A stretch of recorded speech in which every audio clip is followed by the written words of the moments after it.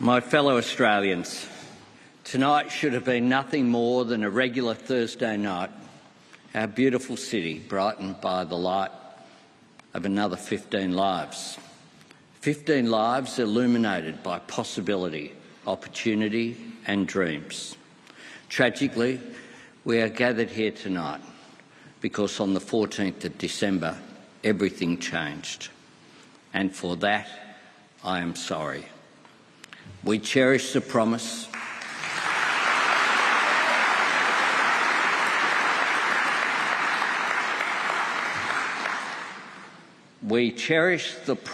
of Australia that this country is a safe harbour.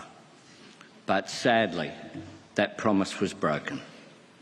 You came to celebrate a festival of light and freedom, and you were met with the violence of hatred. I am deeply and profoundly sorry that we could not protect your loved ones from this evil. We gather here tonight, drawn together in one Australian icon, to mourn the devastation inflicted at another.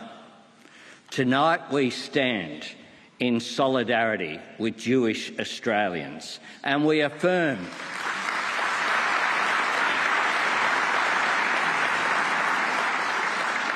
and we reaffirm the shared values of unity, compassion and resilience that define our great nation of Australia. When we look to Bondi, we see it not just as a beach, but as a part of our promise to the world, a welcoming embrace, that famous crescent of sand and water where there is room for everyone, a place where nothing should break but waves. And yet there, on that most fateful of evenings, our hearts were collectively shattered. The attack was anything but random. Jewish Australians were targeted because they were Jewish. Let me say this clearly and unequivocally. An attack on Jewish Australians is an attack on all Australians.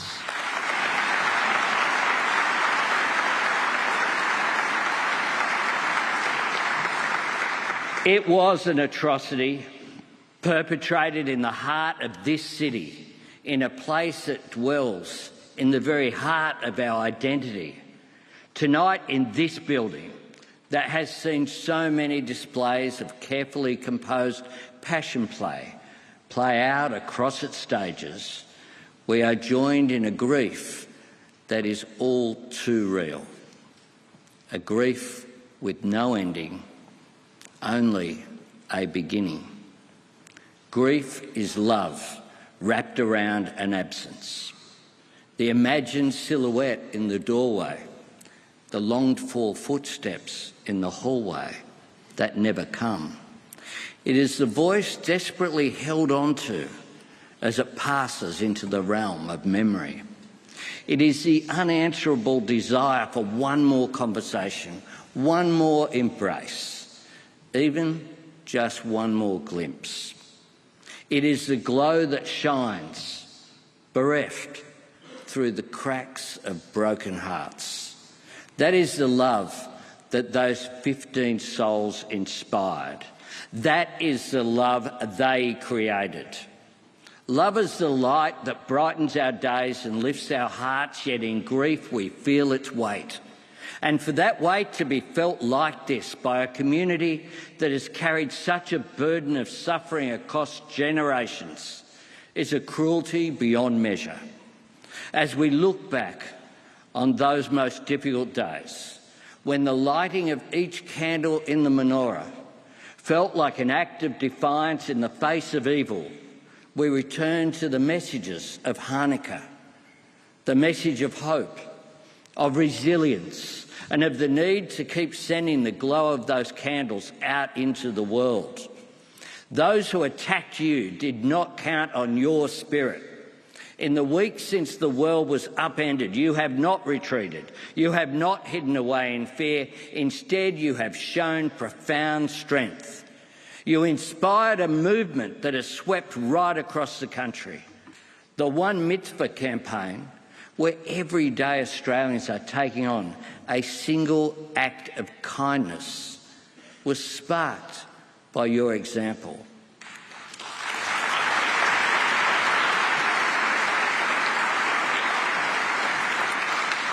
As Rabbi Ullman, Rabbi Wolf and Shana Gutnick have reminded me in recent days, mitzvah doesn't just mean a good deed, it also means a connection.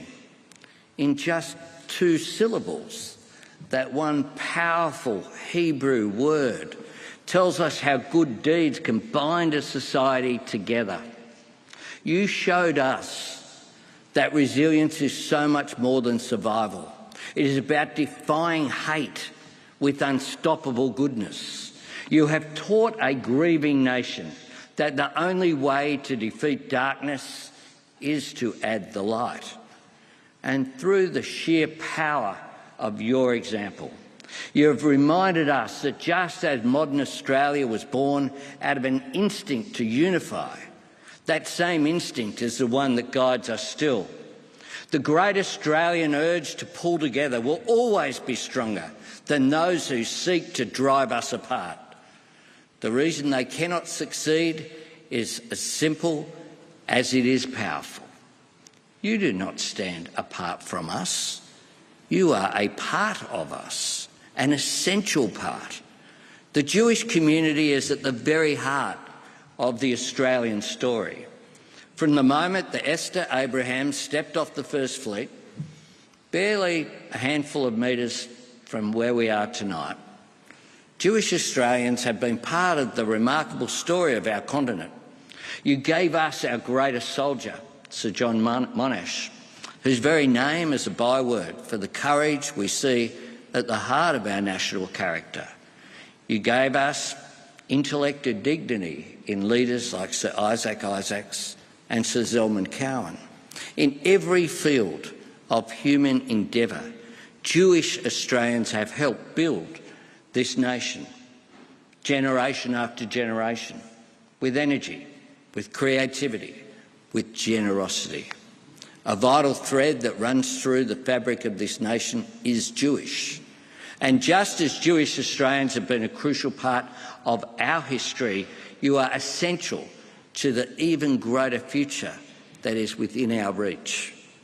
You are not just accepted, you are valued, you are cherished. You have the right to pray, to learn and to live as proud Jews without looking over your shoulder.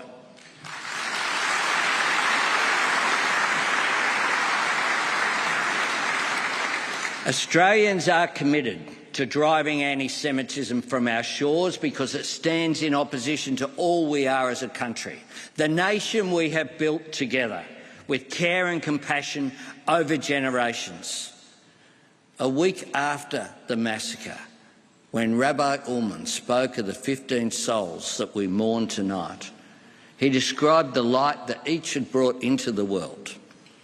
May their memories be a blessing, and in their name we will work to open all eyes to that light, because that is the light that will win. Thank you.